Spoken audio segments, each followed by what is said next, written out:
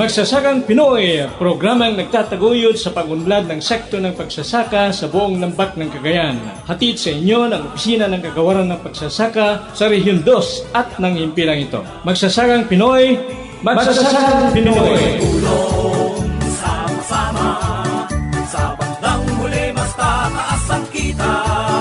Laban na ang ating pamayanan, tiyak na unlad ang ating bayan. Naimbaga bigat, tanap ti Cagayan. Naimbaga kanito, panagdengdengeg, di kayo kapsat tayo, ti probinsya ti Cagayan. Isabela, Nueva Vizcaya, Quirino, Batanes, ken Uray Pay, Ifugao, ken probinsya ti Kalinga.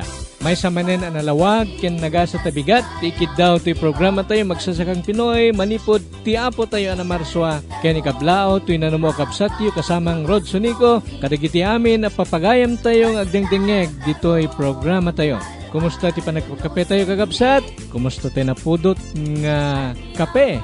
Kumusta tayo ni Comadre, ti panangisagsagana na, ti pamigat a pagsasangwan tayo?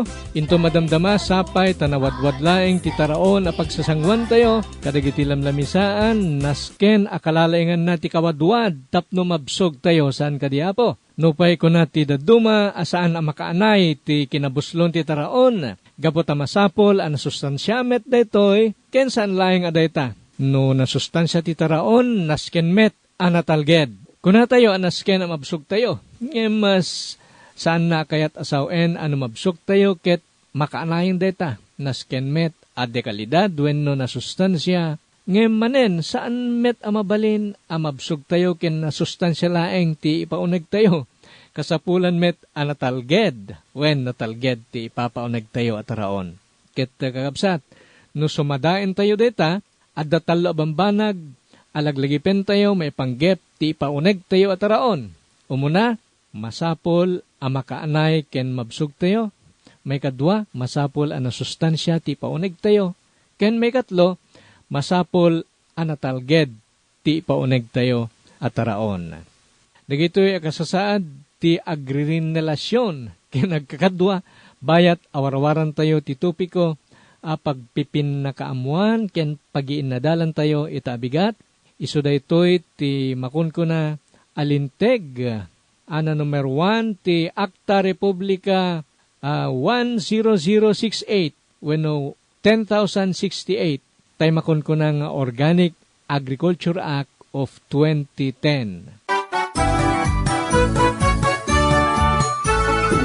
Sa nakaraang linggo, mga giliw naming tagapakinig, nagkaroon ng pagkakataon ang inyong abang lingkod na maisali sa isang pagsasanay tungkol sa pagpapatupad ng Republic Act 10068 o Organic Agriculture Act of 2010.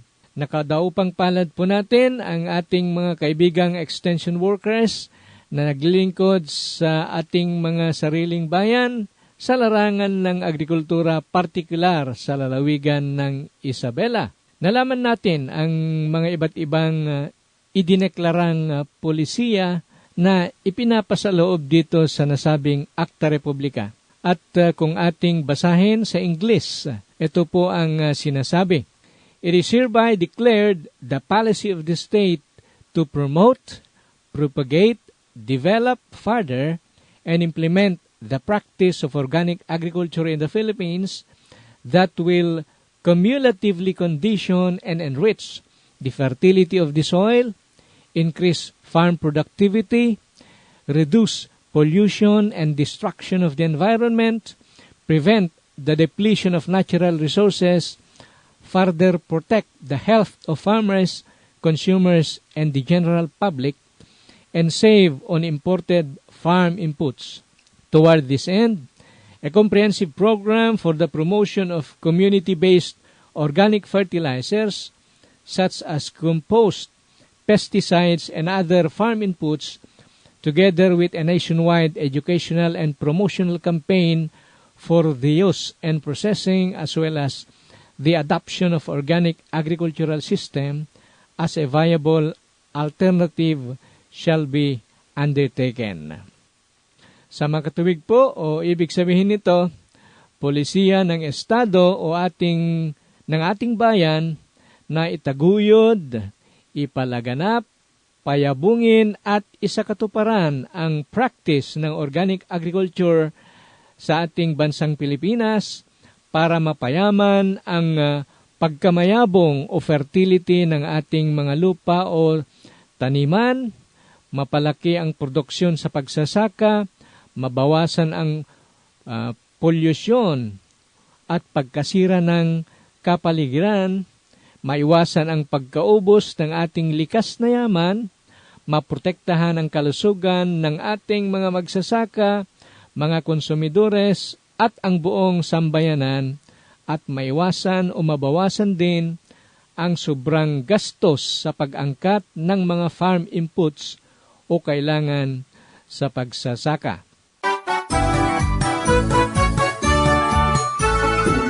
Noong buwan po ng Oktubre sa nakaraang taon, sa Ninoy Aquino Center sa Hacienda Luisita, lungsod ng Tarlac, sa ginanap na pangwalong National Organic Agricultural Conference, inihayag po ng ating Pangulong Benigno Noynoy Aquino III ang kanyang suporta sa isakatutuparan ng nasabing batas na Republic Act 10,068 o Organic Agriculture Act of 2010. Ating matunghayan, mga giliw naming tagapakinig, ang bahagi ng talumpati ni Pangulong Noynoy sa nasabing okasyon. Lubos ako nagpapasalamat sa buo ng National Organic Agricultural Board at sa iba pang makatuwang na ahensya sa matagumpay na pagdaraos ng pagtitipong ito. Totoo po, maraming pagsubok ang humaharap sa sektor ng agrikultura nitong mga nakarang taon. Sinubok at patuloy tayong sinusubok ng pabago-bagong klima ng mundo, ng pandaigdig, krisis sa pananalapi at ng mataas na presyo ng pagkain. Hindi nga po biro ang naidulot na pinsala ng mga nagdaang kalamidad sa kabuhayan ng ating mga kababayan. Habang lumalaki po ang ating populasyon, lalo rin tumataas ang pangangailangan natin sa pagkain. Malinaw po ang hamon ng realidad na ito. Kailangan natin matyak na may sapat, ligtas at abot kayang pagkaing maihahain si Juan at Juana de la Cruz sa kanilang hapagkainan. Hindi lamang po ito para sa kasalukuyan at sa susunod na taon. Higit sa lahat, ito po ay para sa mga darating pampanahon. Sa pagharap naman po sa hamon na ito, hindi yapak ni Juan Tamad ang ating sinunod. Sa halip na humilata at maghintay sa pagbaksak ng bunga, minabutan natin pag-aralan ang problema at saka magpunda ng mga plano at inisyatiba upang mapitas at mapakinabangang agad ito. Naniniwala tayo na ang pagtugon sa isyu ng seguridad sa pagkain at matatag na pag-unlad sa kanayunan ay dapat nakasalig sa short-term, medium-term at long-term solutions. Alinsunod po ito sa ating Philippine Development Plan for 2011 to 2016. Ano po ang ibig sabihin nito? Habang pinapalawak natin ang access ng bawat pamilya sa mura at sapat na pagkain, kailangan din natin pag-igtingin ang pagpapalaganap ng mga kaalaman at teknolohiyang magpapanumbalik sa kalusugan ng mga lupang sakahan. Higit sa lahat, kailangan natin tutukan ang ugat ng suliraning ito, ang mailatag ang mahakbangin na tutugon sa hamon sa atin ng climate change. Dito po pumapasok ang halaga ng organic agriculture. Mismo ang United Nations Food and Agricultural Organization na po ang nagsasabi, malaki ang potensyal na organikong pagsasaka na maiangat ang kita at labanan ang gutom at kahirapan sa mga pagpapaunlad ng bansa tulad ng Pilipinas. Dahil hindi ginagamitan ng chemical-based fertilizers, ligtas na paraan ito sa produksyon ng pagkain at malayo ito sa posibleng banta sa kalusugan at kalikasan. Nakakatulong din ito upang mapababa ang gastos sa sakahan. Sa konteksto naman ng agribusiness, inaasahan ang patuloy na paglago ng industriyang ito dahil na rin sa lumalaking consumer demand para sa ligtas at masustansyang pagkain. Noong 2006, umabot na sa $40 bilyong ang global market para sa organic commodities. Ayon sa UN, FAO, tinatayang aabot ang halagang ito sa $70 bilyong pagdating ng 2012. Patunay nga po, si Ginoong Benjamin Lao ng Bansalan, Davao del Sur, ang pinangalan natin ng Gawad Saka Outstanding Organic Agriculture Farmer sa taong ito. sa bunga at benepisyong hatid ng organikong pagsasaka. Maging mabuting halimbawa nawa ang kanyang tagumpay sa mas marami pa nating mga kababayan upang tangkilikin ang ganitong pamamaraan ng pagsasaka. Nagagalak din tayong malaman na isa ang Pilipinas sa mga unang bansa na ginawang batas o state policy ang pagtuturo at pagpapaunlad ng organic farming. Ito po ang Republic Act 10068 o ang Organic Agriculture Act of 2010, kung saan naging principal author ang nooy Congressman Proceso Alcala. Ngayon siya po ay Secretary Pro Sina. Buo ang tiwala natin, mas mabibigyan pansin pa ang organikong pagsasaka. Patunay nga po rito ang tuloy-tuloy na pagdilig ng mga inisyatiba ng pamahalaan at ng Department of Agriculture sa pagpapausbong at pagpapalago sa batas na ito.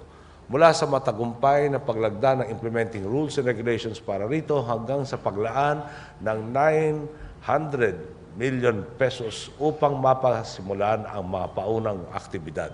Kabilang na ang policy formulation para sa product regulation and registration, accreditation, certification, and labeling. Sa loob lamang ng isang taon, naisakatuparan natin ang iba't ibang makapakipakinabang na inisyatiba mula sa pagtukoy ng mga regional focal persons hanggang sa paglunsad ng beta version ng Organic Agriculture website na magbubukas ng pinto sa pagsusuri at komento ng mga Pilipino. Sa kabila nito, malinaw na marami pa tayong kailangan gawin, na sa pagbagtas sa tuwid na daan, marami pang lubak ang kailangan nating kumpunuhin. Kaya naman, sa pamamagitan ng pagtitipong ito, inaasahan ko ang mas aktibong pakikilahok ng bawat sektor tungo sa katuparan ng mga nailatag nating layunin. Inaasahan ko ang tuloy-tuloy na pagdodoble kayod ng Department of Agriculture sa pagbuo at pagpapatupad ng mga polisiya at programa na magpapabilis sa pag-unlad ng organic farming sa bansa. Sa ilalim ng kanilang National Organic Agricultural Program, at katuwang naman ang Department of Budget and Management, sisiguraduhin natin na mailalaan ng DA ang hindi bababa sa 2% ng kanilang taunang budget sa pagpapatupad sa nabanggit na programang alinsunod sa Republic Act 10068. Yan po aming magiliw na tagapakinig ang bahagi ng talumpati ni Pangulong Noynoy sa ginanap na pangwalong National Organic Agricultural Conference, kung saan kanyang inihayag ang kanyang suporta sa isakatutuparan ng Republic Act 10,068 o Organic Agriculture Act of 2010. Bago po tayo magpatuloy ay panandali ang bigyang puwang natin ang ilang mga paalala.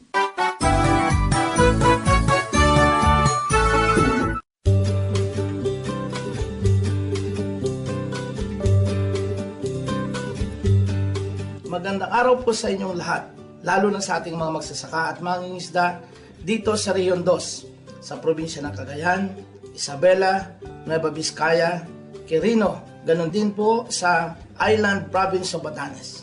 Mula sa Department of Agriculture at ating mga kasamahan sa Regional Field Unit No. 2 at sa ating mga kasamahan sa Local Government Units. Ito po si Secretary Pro J. Alcala, nag-aanyayang makinig sa programang Magsasakang Pinoy. Magsasakang Pinoy para sa dagdag kaalaman sa makabagong teknolohiya sa ating sakahan, pag-aalaga ng hayop at palaisdaan.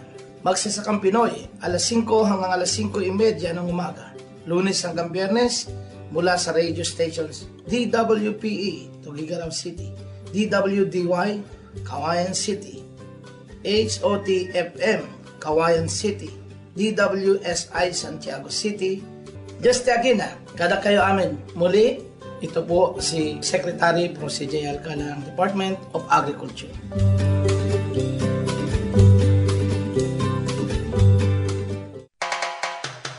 Para po sa ating mga tagapakinig sa lungsod ng Santiago, lalawigan ng Isabela, napapakinggan din ang Magsasakang Pinoy sa himpilan ng DWMR mula alas 5:30 hanggang alas 6 ng umaga, Lunes hanggang Biyernes.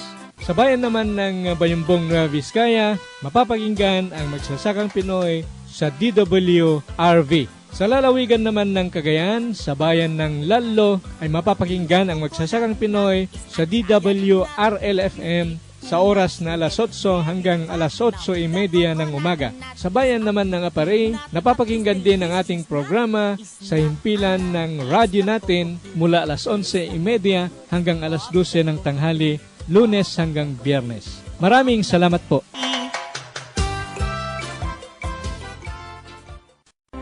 Sa isang araw, ang bawat Pilipino ay nagsasayang ng 2 kutsarang kanin. Katumbas ng mahigit na 1.7 million kilos kada taon na kayang magpakain ng 2.7 million Filipinos. Madami sanang nakikinabang kapag walang nasasayang. Sama-sama tayong lahat. Palay, bigas, kanin, huwag sayangin upang marami ang makakain. Ang mensaheng ito ay hatid sa inyo ng Department of Agriculture. Si Lucy Torres Gomez para sa Department of Agriculture, White Corn Grits. In my line of work, I have to stay healthy. And part of staying healthy is watching what I eat. Di pwede kung ano-ano lang, especially for my family. Ang white corn grits ay mayaman sa protina at mineral na nagtatanggal sa toxins ng katawan. Sagana din ito sa fiber na nagpapababa ng kolesterol at tumutulong maiwasan ang colon cancer. Studies have also shown that white corn grits have lower sugar content kaya perfect ito para sa mga diabetics. I have to be in top form always and white corn grits is the healthy way to go. Ang mensaheng ito ay hatid sa inyo ng Department of Agriculture at ng himpilang ito.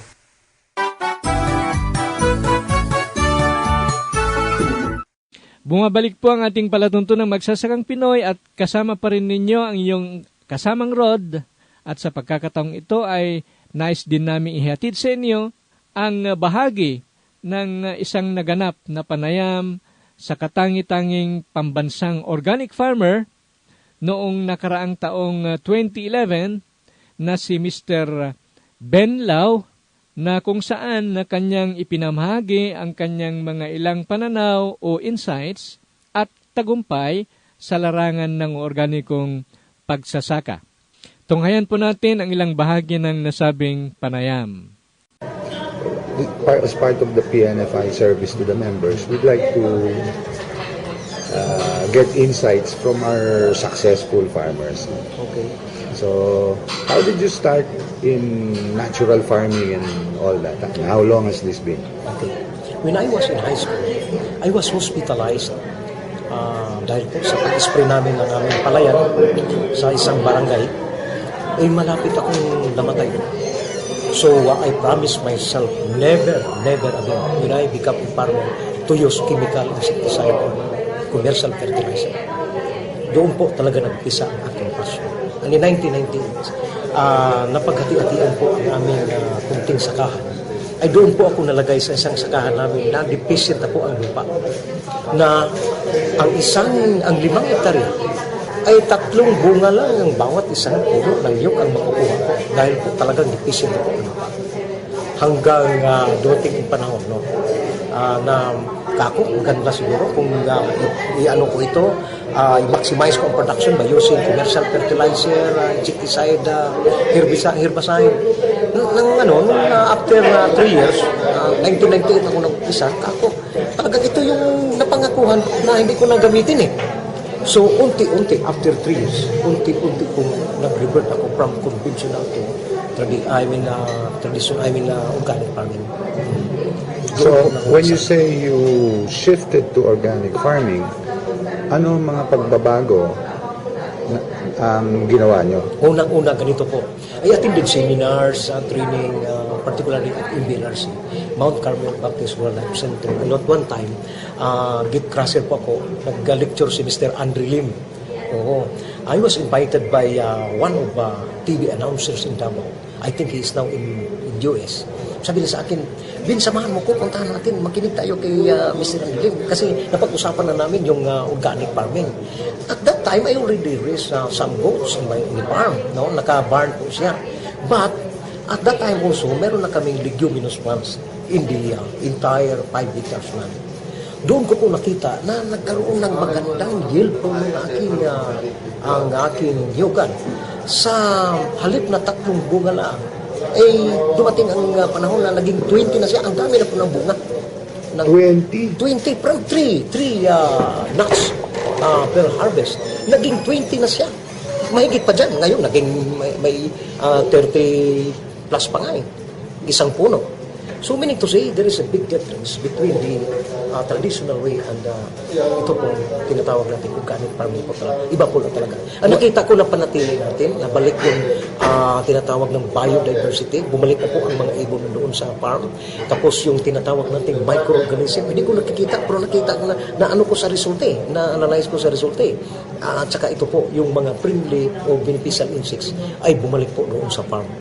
What, when you talk about organic fertilizers, ano po ang ginagamit ng mga na fertilizers? Organic na pang-abono okay, ganito po. o supplement? Okay.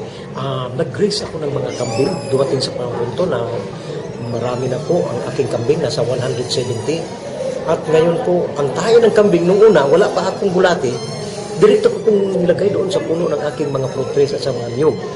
Nakita ko na maganda ang resulta. Kaya lang, medyo matagal, mabagal po yung reaction ng fruit trees at sa niyog.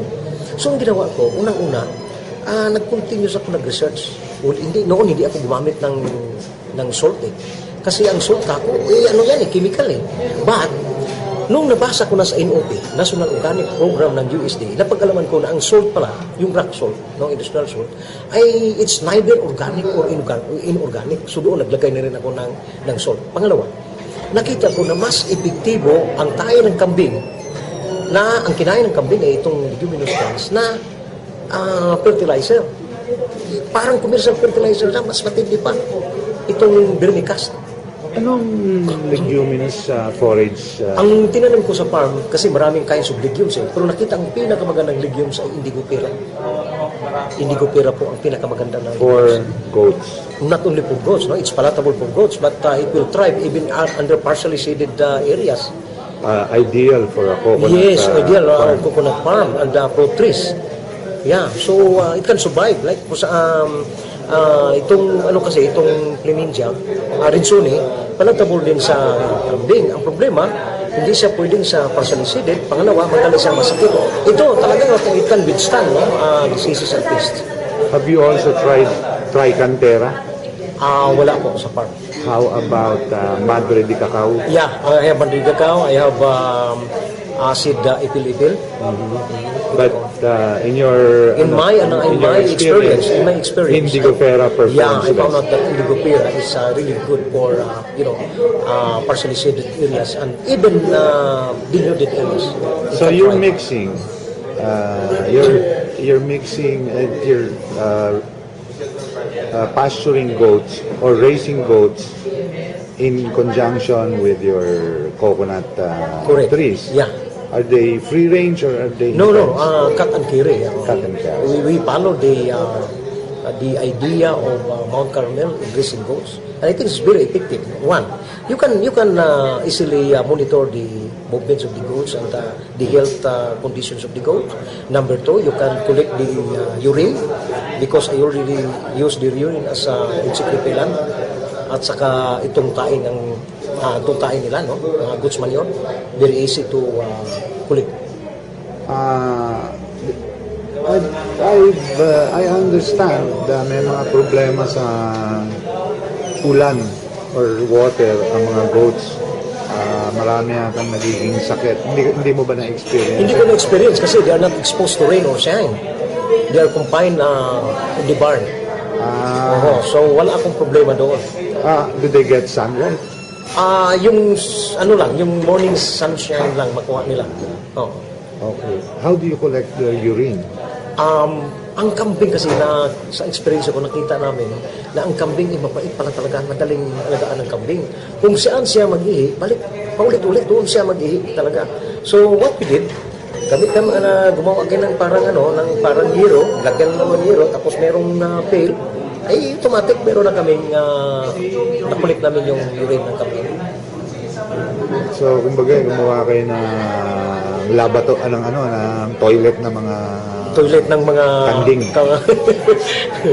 Na napakinabangan natin yung urine at saka you have coconuts, you have goats, What else do you have on your Oh, farm? we also have mangosteen, Mangoes. rambutan. Mangosteen, we use in the concoction of coconut sugar, we have mangosteen tea. Out of the rind of mangosteen, we have also rambutan, we have durian. We use durian in the concoction of ice cream. And this is all planted under the coconuts. Correct, yeah. So, very interesting.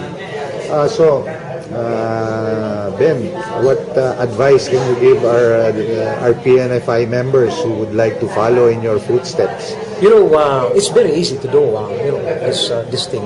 It's not hard. Pero kailangan dito, tiyaga talaga. Kailangan, you must be very consistent in what you're doing. From day one up to the last, talagang araw-araw, It has been said that the footprints of the owner is the best fertilizer. So, ibig sabihin, That was Plato. dito ba yun? More than 2,000 years ago, he said that. And I apply it myself. I find it very interesting to, apply that kind of, philosophy of Plato. So you live on the farm?